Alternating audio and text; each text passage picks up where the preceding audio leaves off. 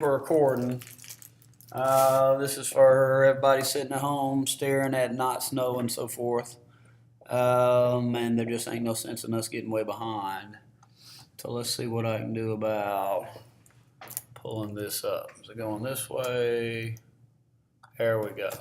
All right, so I'm going 5 headings here, so it may actually be more than one day worth of stuff. And I'm sending it to both classes in case somebody missed 4th period last time. And I'm going maybe even a little bit, I'm starting a little bit before where we might have started, finishing a little bit after so that everybody have it. All right, so let me see. In 1867, we're starting with the railroad. So this is Gilded Age economics. Back before Christmas, we did with some Gilded Age politics. The first day of class, we dealt with a little bit of populism, farmers' issues. They're in debt and feel like the railroads are doing them wrong. So here's a Gilded Age economics, and we're kind of starting with the railroads. The railroads were the number one industry right after the Civil War, key to industrial growth during the Gilded Age. All right, so here's our statistics for that. 32,000 miles of railroad in 1865 at the end of the Civil War. Nearly 200,000 miles by 1900, so, multiplying something like 6 times over. The government subsidized when you get the building of the railroads. In other words, they gave a lot of land. A whole lot of land was given to the railroads, or sometimes they might sell the land real cheap. But the government wanted railroads to connect up the different parts of the country. Kind of integrate the economy. All right, so your first railroad story is the story of the Transcontinental Railroad. It's going to go all the way across the continent. You see right here, starting in Omaha, Nebraska, going to Sacramento. Let's see what we're going to say about it.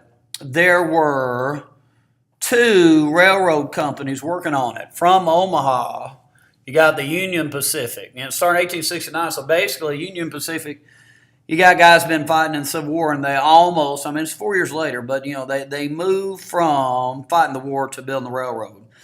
The most famous group was Irish, also Germans, African Americans, Confederate veterans. Everybody who had been involved in the war in any way or another, in one way or another, might be working on this railroad from the east. But the most famous group, notorious group working on the railroads were Irish workers. Immigrants working on these railroads, long hours, low wages, dangerous conditions.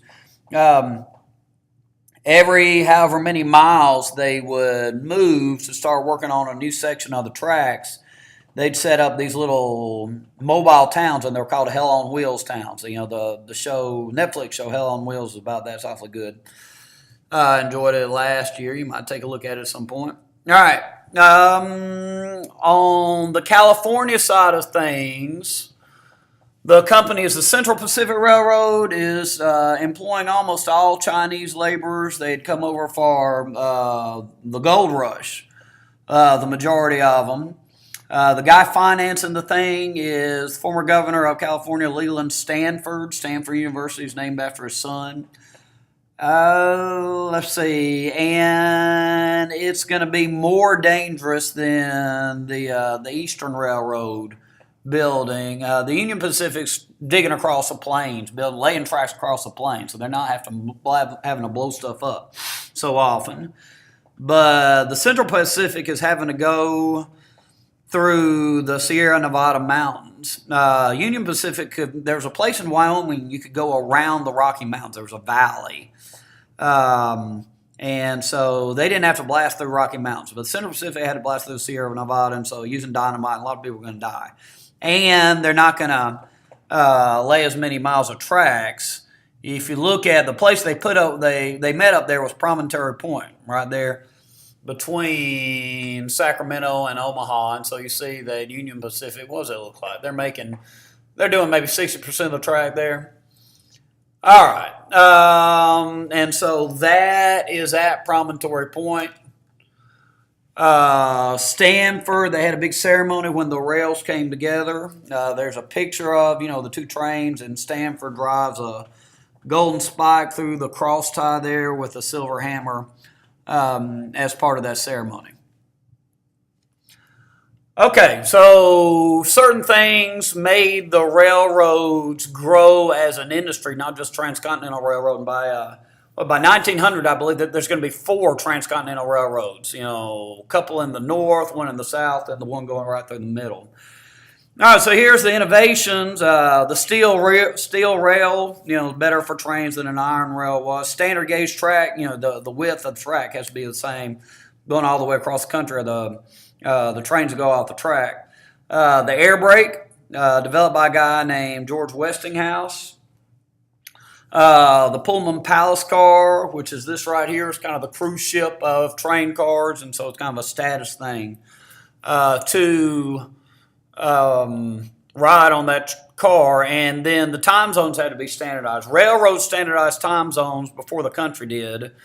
Railroads about 1870, the country as a whole about 1900. But you had to know what time the train was going to arrive, because 12 o'clock in Calhoun's certainly not the same thing as 12 o'clock in San Diego or something like that. All right, the economics of the railroads, they brought together the different parts of the country, the industrial east, the agricultural middle part of the country, these new populations, the mines of California and Nevada, and they're the source of the steel industry. Steel grows out of the need of the railroads for, the steel rails. All right, so there it is. You can answer those. I'll pause just for a second. Take a little break. Fast forward if you need to. All right, and here we go. All right, next one is going to be the guys involved in industrialism, the industrialism of the Gilded Age. So we're starting with Vanderbilt because he's a railroad man. So that's him right there. He's a tough guy, been a bare knuckles boxer, and he made his fortune during the age of Jackson in shipping. Using steamboats going up and down rivers, what we talked about when we talked about the market revolution. But after the war, he sees that the shipping industry is going to be via trains. So he comes to dominate railroads in the eastern railroads. His railroad company is going to be called the New York Central Railroad. And its main line is same as the Erie Canal, Albany to Buffalo. And then he's dominating any of the railroads coming through New York City and what's the name of the place? Grand Central Station is his train station in New York City. All right, other guys, they're all tough. Rockefeller got the nickname Rockefeller, John D. Rockefeller, and his company was called Standard Oil. Oil was used in kerosene, which was used in lighting, cooking, and heating. So there's not any cars back then. Whale oil, Moby Dick, whale oil had been used for lighting lamps up till that point. And he calls his company Standard Oil because his oil sets the standard. I mean, you put some oil in a lamp and then you light the lamp. 2 things might happen. One, your lamp might light and you can see better. Number 2, you might light up your house. You might blow up your house and you might get killed if the oil's not the right kind of oil. It's dangerous. But he worked with a bunch of chemists and standardized his product to where you knew that you were getting safe oil, and when you lit up your lamp, it was just going to provide light and not a big explosion that was going to kill you. All right. Rockefeller is, kind of a pioneer in monopolies and trusts. He'd either run his competition out of business or dominate his competition. So if there's just Standard Oil in an area, well, that's a monopoly. If it's Standard Oil telling the other oil companies what to do, that's more of a trust. And by something like the year 1890 or maybe the year 1900, Standard Oil produced 90% of the oil in the country. So he's really, really dominating things. That is called, here, let's add this word to it. Because these guys are doing, here we'll go horizontal and vertical integration or consolidation, either one. So what horizontal means is coast to coast, east to west, the only oil being sold pretty much is Standard Oil. He's consolidating or integrating all the oil being sold. He's got a monopoly or a trust. Vertical integration means he's capturing every step in the oil refining process so that he's cutting out the middleman. He's not having to buy any materials from anybody. Carnegie, Andrew Carnegie right here, is the steel man, and of course the rails and the railroads made out of steel. And then the skyscrapers in the cities, which we're going to do next chapter, are also made out of, steel beams. So Carnegie used vertical integration. All kinds of stuff goes into the making of steel. There's a Springsteen song, taconite, coke, and limestone are three of the things that goes into that. And so he's doing all the digging, getting all the minerals out of the ground, getting all the minerals from the different parts of the country that he needs to. All the company, everybody doing the excavating of the stuff that goes into steel is employed by Carnegie Steel. And then he's also got the steel mills in the Pittsburgh area. So he's dominating steel making, and so that's called vertical integration, where he's controlling it every step of the way. Towards the end of the 1800s, J.P. Morgan, a banker by the name of J.P. Morgan, bought Carnegie Steel from him, and he created U.S. Steel out of it. All right, so those are our captains of industry. Let's see if we can make that thing come back up the way it was. Okay, so there they are. Well, let's take a look then at the political cartoons. So here these guys are making all the money. They got fancy clothes on, and they're making their fortunes on the back, of the common man there. And they just kind of look down on law and order. Uncle Sam and the Statue of Liberty and the Capitol is beneath the businessman. So those presidents that we studied, they're not nearly so important in history as these guys right here. Okay, there's a picture of Rockefeller. He's turned the Capitol into smokestacks. And Washington, D.C. is just his little plaything here. This is Vanderbilt, and he's showing that all the railroad men are kind of in his pockets. I believe the two guys in his pockets are actually our old buddies from Corner in the Gold Market, Fisk and Gould. Both of them were railroad men, but they didn't have the kind of power, ultimately, that Vanderbilt did. Vanderbilt also is philanthropist. All these guys are philanthropists. Ironically enough, he donated all the money that went to create Vanderbilt University. He's from New York. He never went to Nashville and never saw Vanderbilt University. His nickname, though, was Commodore Vanderbilt from the shipping days, so it's the Vanderbilt Commodore football team. All right. Well, the government's weak, as we see in the Rockefeller cartoon. So the government made kind of two half-hearted efforts to regulate the big trusts. In 1887, it created something called the Interstate Commerce Act. Cleveland, who's very laissez-faire, vetoed the Interstate Commerce Act, would give Congress kind of the power to regulate the railroads, created the ICC, the Interstate Commerce Commission. Problem was, the guys that get all these presidents are real conservative. They appoint the guys to be on the Interstate Commerce Commission's all railroad men on the commission. So they're not going to, crack down on corrupt business practices. Congress, 3 years later, passed something called the Sherman Antitrust Act that made it illegal to have a trust, but it didn't really get used against the big businesses. Ironically, it got used against the unions in some famous strikes that we're going to look at. I'll just leave that. Well, here. The law defined a trust. Trust is one business dominating an industry where other businesses can't, set the prices the way they want to. So defined a trust as a combination in restraint of trade. Several businesses working together to keep other businesses from buying and selling freely. But the government interpreted a union, which is a bunch of guys getting together to get better working conditions and wages, as a combination in restraint of trade, because when they go on strike, they shut down a factory. So the law, which was intended to regulate big business, actually got used against the unions. Okay, also during this time, you've got people inventing some of the things that are going to help with industrialism. Let's see. Kelly and Bessemer, Kelly working in Kentucky, Bessemer working in Britain, come up with the Bessemer steel process, though, the process by which steel is cheaply produced. The way you do it, and I don't understand science, but you blow cold air on hot iron, and you look inside of one of these steel mills, and it looks like it's a volcano. The steel workers are working this Bessemer process. creates a lot of big, hot, molten stuff. So that's the key to the steel industry, and Carnegie was really kind of betting on it when he started using it. All right, Bell here. He's our old buddy who tried to save President Garfield with a metal detector in 1876. Easy year to remember. Invented the telephone. Prior to that, he'd been a teacher of the deaf.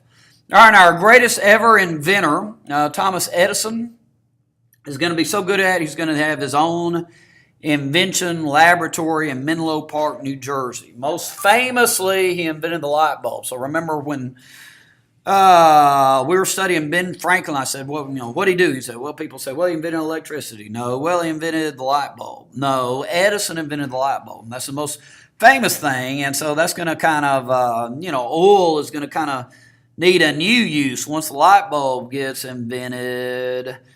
You can check me out on, I think the year is going to be 1882. All right, Edison invented a lot of other stuff. A phonograph player is a record player, kind of like your CD player. Mimeograph is a copy machine, which I use. A dictaphone is a tape recorder, which I'm using here on the computer right now, and a moving picture is a movie. So when in doubt about what got invented, always guess Edison. And that, the light bulb, that's going to be real, when we're getting into the cities next week, it's going to be real important. Okay, so I'm going to stop. You can do your matching. Okay, next we're going to have kind of the ideas going on as folks seek to kind of understand all these changes. So one thing that's going on is you got big time inequality. The gap between the rich and the poor is really growing all over the country. It always been big in the South, but the North had been a more egalitarian place, but not anymore. So you've got different ways of justifying it. Rockefeller was a very religious guy, so he said it was God's will. Carnegie has a more famous essay called The Gospel of Wealth. And he says, that a businessman's duty is to make as much money as he can, and he's got to do whatever he do what he got to do in order to make a lot of money. But once you make your fortune, you also have a responsibility to give a lot of that money away. And if you've got folks who are struggling, who would you rather be giving the money away? Would you rather it be, the government, a bunch of bureaucrats, or businessmen who've proven that they know how to handle money? So Rockefeller and Carnegie, later in life, they had kind of a competition to see who could give away the most money. Rockefeller won it. Carnegie gave away a total of $35 million, thousands of libraries across the country. Rockefeller's focus was in health, a lot of hospitals, $50 million, and there's all kinds of things named after these guys. Carnegie Hall, Rockefeller Plaza, Carnegie Library in Rome was the first famous building or significant building that I encountered when I moved to Rome from Texas in third grade. All right. Also, these folks believe in something called social Darwinism, survival of the fittest. So Darwin, we know, has the theory of evolution, the natural selection, that nature selects the most fit, the most certain characteristics of a species to last longer than other characteristics. The little giraffe with the longest neck eats the most leaves, lives the longest, is going to have the most kids. So over time, giraffes end up with longer necks. Something like that. That's evolution. But Spencer, this fellow, Herbert Spencer, an English fellow, applied Darwinism to society, and he said, if Carnegie and Rockefeller run all the other businesses out of existence, that's just fine because they're fit. Society's better off. And if poor people are starving to death in the cities, well, that's okay too. They're not fit. So you're kind of violating the natural order things. They would argue if you're helping out people in the guys by the side of the road, homeless people. You shouldn't help homeless people. That violates the natural order of things, according to these guys. Ironically, Darwin himself did not believe in social Darwinism. He didn't think his ideas should be applied to society. Okay, Let's move south a little bit. In the South, you have the editor of the Atlanta Constitution, the original editor of the Atlanta Constitution, a guy by the name of Henry Grady, who comes up with a phrase, the New South. And the New South is going to be an industrial South that can compete with the North. So let's go down to this quote from this little speech at a funeral, about a funeral. Then we'll come back to Duke. All right. So he goes up there. He's making this speech to this club in Boston. He says, I attended a funeral once in Pickens County. Keep going. All right. About 5 lines down. They put the guy in a tombstone that was from Vermont. They buried him in the heart of a pine forest, and yet the pine coffin was imported from Cincinnati. Buried him within touch of an iron mine, yet the nails in his coffin, the iron, and the shovel dug his grave were imported from Pittsburgh. Buried him by the side of the best sheep grazing country on the earth, yet the wool and the coffin bands, and the coffin bands themselves were brought from the north.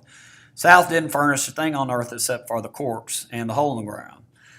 Put him away, buried him in a New York coat, Boston pair of shoes, Chicago pants, shirt from Cincinnati. Nothing to carry in the next world with him to remind him of the country in which he lived, for which he fought 4 years, but the chill of blood in his veins and the marrow in his bones. So in other words, he's saying, if the South's going to compete, it's got to industrialize. Cotton mills kind of sprung up all over the South, still make a lot of cotton, and cigarette production in Durham, North Carolina, by the Duke family that does it. North Carolina, we remember originally, along with Virginia, was tobacco country. And, that family donated money for the creation of Duke University. Okay. The working conditions were rough. A lot of times the owners of the mills and the mines would rather have kids and women doing the work. They're easy to boss around. They'll work for less money. And so during this period, the number of people that are working in factories is going up, and the gap between the rich and the poor all over the country is going up. And the life in one of these places, obviously you see from the pictures, is dirty and grimy and rough. Also, you kind of feel like a machine after a while. You're doing the same work over and over again, same job over and over again. And so folks who had worked out in they'd worked hard as farmers, long hours, but, the labor is varied on a farm. It's the same thing all the time in a factory. Okay, there's those. All right, next, unions. Okay, the unions. So these are the unions are groups of people combining to try to get better working conditions and better wages. They're engaged in something called collective bargaining. If one guy goes to the boss and says, "I want a wage," he's going to get a raise. I'm sorry, he's going to get fired. But if everybody threatens to walk off the job, well, the boss has got to deal with that person, with all those folks, that they're going to be more effective to bargain collectively than individually. All right, so you got a 20-year period, and during that 20-year period, there's 23,000 strikes, so basically 1,000 strikes a year. Some of them were successful, half of them.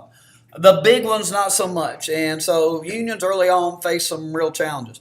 Scabs are replacement workers, people who come in and take the place of workers who go on strike. And if it's a factory or a mill where basically, what the workers provide you is their muscle and not any real skill, it's pretty easy to find scabs that'll replace them. All right. All the powers that be, number 2, were basically on the side of the industrialists. They had the best lawyers, the newspapers wrote favorable accounts to the industrialists. The judges and the politicians seemed to always be on their side. They'd pay them off. Bribery was declared to be legal by the New York State legislature in 1870. This is the Gilded Age, corruption. And they'd bring in tough guys to beat up folks who went on strikes. Number one source of this was the Pinkerton Detective Agency, Originally, its job was to be the bodyguards of Abraham Lincoln during the Civil War. Well, Lincoln's dead and the war's over. What do they do now? Well, they get brought in by the factory owners to beat up the strikers. All right. They could also use the lockout. If workers start wanting an improvement in things, they can lock them out. So it's like a backward strike. It's almost like the boss going on strike. Yellow dog contracts. You sign a yellow dog contract, you're promising not to join a union. And a blacklist, you go on strike, not only do you get fired, your name gets put on a list and you can't get hired anyplace else. All right. Okay, so now we're looking at specific unions. The first two were not very effective. Both of them, so your National Labor Union and Knights of Labor, both of them you see let in skilled and unskilled workers. And that's a noble thing, and they had noble ideas about how to remake society. But the problem was unskilled workers are easy to replace by scabs. So they had a hard time being effective. Also, they wanted big-time political reforms. They wanted like national minimum wage law, 8-hour day. And for that reason, and they were kind of seen as politically radical. Maybe like Black Lives Matter a little bit. The perception of them was not all that popular. All right, and so the result was, neither one was successful. Knights of Labor were ruined by a scandal coming out of a famous strike called the Haymarket Square strike, which we'll see. The leader of the Knights of Labor was this fellow. He was an Irish guy, Terence Powderly. And Irish continued to be the number one immigrant group up till, I'm thinking 1880. It may even be 1890. Now, there's going to be some new immigrants coming along that we're going to talk about in the next chapter. But a lot of immigrant workers and a lot of Irish in those groups. Okay, the next one, the new immigrants is going to be Jews, Greeks, Russians, Italians, Poles, Slavs. And there's a bunch of others, but JGRIPS is our little acronym that we'll use for that. And Samuel Gompers, who had been he got his start working in cigar factories, in high-rise buildings, real unhealthy work, obviously, well, not obviously, but the air's no good to breathe in one of those things. But they only let in skilled labor, and those skilled workers are hard to replace with scabs. They didn't really try to lobby Congress to pass major laws. They would go to the boss at a particular factory and say, hey, look, can we get better hours, better pay, better working conditions? So they were more effective. The AFL is still around today. A couple of the techniques they would use was the long strike, which is exactly what it sounds like. So strike that lasts, longer than a couple of weeks, 6 months maybe. And when you joined the AFL, you paid union dues. So traditionally, a bunch of guys go on strike. They got to go back to work when they run out of money. But the union dues will pay, to sustain the strikers for a longer period of time. Also, something called the closed shop, which is the opposite of the yellow dog contract. When you get yourself a job at a place, you have to be a union man, or you can't get the job. Okay, match them up.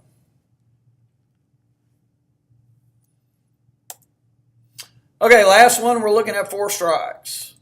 All right, it's going to be four slides, 4 strikes.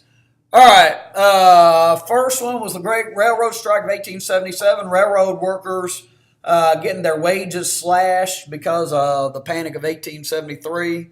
And so the strike starts in West Virginia. Martinsdale, I believe, is the name of it. West Virginia. And the strikers not only quit working, but they stand in the way of the train, so the trains can't go. And sympathy strikes break out all over the country after these guys walk off the job. So the trains are really just not running. All right. Well, if it's a railroad strike, the first and the last of these railroad strikes that we're learning are going to be railroad strikes.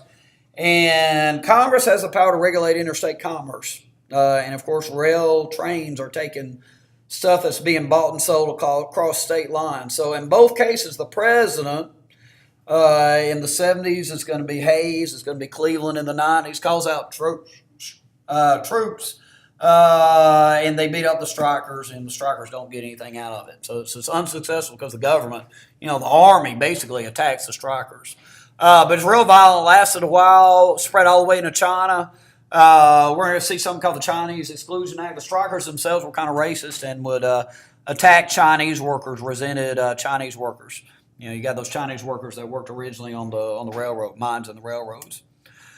All right, Haymarket Square strike. It's in Chicago. It's the McCormick Reaper factory. Remember the reapers, like the cotton gin for Western farmers. So they're making these reapers, and the guys that work in that factory are going on strike, and they want an 8-hour day. And demonstrations taking place, and the police start arresting people, and you got fighting breaking out, and some strikers get killed. So then you have a meeting at Haymarket Square to kind of protest some more and talk about the guys that got killed. And this time, an anarchist threw some dynamite into the crowd, and police got killed. Well, at that point, the strikers started looking really, really bad in the press. The American people kind of turned against the strikers, and they were seen as too radical. 4 guys got hung. 1 guy got sentenced to hang, and he said he didn't do it, but he wasn't against using violence to stand up for the rights of workers, and he killed himself before they could hang him. But the union involved in the Haymarket strike was the Knights of Labor. So that is the event that kind of associated the Knights of Labor with radicalism. And the group, you're going to see anarchists being, using too much violence in a couple of these strikes. Anarchists, felt like the government was always on the side of, the business. Business owners, the industrialists, which it tended to be. And so we're, wanting to overthrow the government because they felt like the government was always going to be on the side of the businessman and not the common man. So they were in favor of overthrowing the government. Okay, next going to be Homestead. Steel Workers is outside Pittsburgh, Homestead, Pennsylvania. The steel mills there were run by Henry Clay Frick, an associate of Carnegie. Now, Carnegie always tried to have a good public image. He spoke out in favor of unions from time to time. But he goes on vacation and leaves Frick in charge and leaves him a message saying, do what you got to do. I'm going to be with you to the end. So he's going to let Frick kind of do his dirty work. All right, so Frick does a lockout, and the strikers can't show up to work. And then he brings in the Pinkerton detectives, of the Monongahela River, who goes into Pittsburgh. Remember Pittsburgh, William Pitt, Monongahela, Allegheny, and Ohio rivers. All right, so there's a shootout. There's a battle between the strikers and the Pinkertons, and the strikers win. So it looks like they might win this time. The strike's looking kind of good in the press. People are feeling sympathetic to them. But you got an anarchist who goes to see Frick, and he shoots him twice in the neck, and he stabs him. And Frick was a dang tough guy. And Frick, in spite of being shot in the neck and stabbed, beats him up. Now, he had some help. But at any rate, regardless of exactly how it took place, you get shot twice in the neck and stabbed, and you win the fight. You're a pretty tough guy. That makes the papers. So once again, the strikers are seen as these radicals, kind of against the American way. And so the public turns on them, and they lose again. All right. Now we have the last one is the Pullman strike. Pullman's outside of Chicago. It's a company town. A company town means everybody who lives in this town set up for workers in a particular company. So this is it's the Pullman Palace Car Company. And so everybody works in this Pullman, in this company town, makes these palace cars. It's kind of the cruise ships of railroad cars. All right, Panic of 1893 hits. And Pullman had claimed that his company town was a model town, that his workers were treated well, and they had better wages, and their wages were okay. They were doing kind of okay compared to other workers. But the economy goes bad, and they cut their wages, something like between 25 and 40%, but they keep their rent up. So they go on strike, and they start shutting down the trains, like in the railroad strike of 1877. All right, now I can't be in front of you to do this, but this was one of our favorite things that we said to each other last year from time to time. So you're going to take your fist and you're going to, I don't know, you're going to kind of wind it up and kind of jab the air with it. I'll help you, when you get here. I'll try to be standing at the door. Wind it up my fist. And then when you wind it up, you're going to say, and the reason we do this is because nobody has ever heard of this guy. This is not George Washington, Andrew Jackson, Abraham Lincoln. But we want to learn his name. So the leaders of the strikers, the Union leader is going to be, all right, ready? 1, 2, 3. Union leader, Eugene Debs. And so we say Eugene Debs like that. Eugene Debs. Over there on the other side of your computer, you say it like that. Eugene Debs. And you'll remember the name Eugene Debs. Now, our challenge is we chuckle about his name, but we can't remember who he is. But he's a union leader, right? So it's union leader. So it's like the alliteration. Union, Eugene. Union leading Eugene Debs. Union leading Eugene Debs. Union leading Eugene Debs. Let's have a union leading Eugene Debs race on 3. 1, 2, 3. Union leading Eugene Debs. Union leading Eugene Debs. Union leading Eugene Debs. I don't think I did too good there. All right. So this is like a cartoon of him. I like him because he's a fired up bald guy. You can't go wrong with fired up bald guys, right? I mean, just look at that guy. That is freaking inspirational. There's my man. Okay.